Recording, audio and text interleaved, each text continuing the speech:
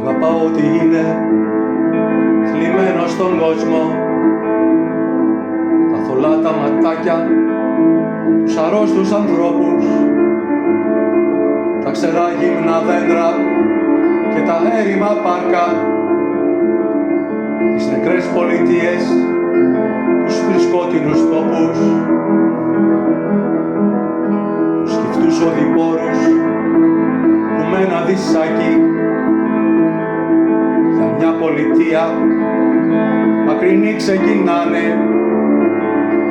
τους τυφλούς μουσικούς των πολύβουων δρόμων, τους φτωχούς, τους αλήτες, αυτούς που πεινάνε,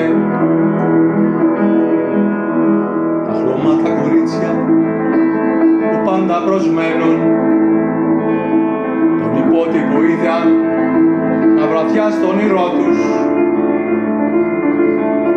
να φτάνει απ' τα βάθη του απέραντου δρόμου, τους κοιμόγονους κύκνους πάνω στα αστροφτερά τους.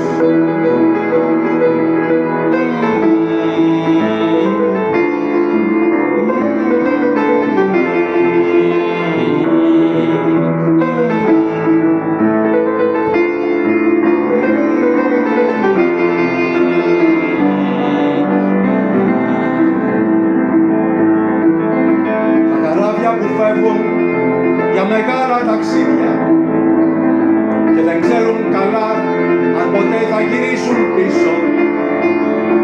Αγαπάω και θα ήθελα μαζί τους να πάω κι ούτε πια να γυρίσω. Αγαπάω τις κλαμμένες, ωραίες γυναίκες που κοιτάνε μακριά, που κοιτάνε θλιμμένα. Αγαπάω σε τούτο τον κόσμο ό,τι κλαίει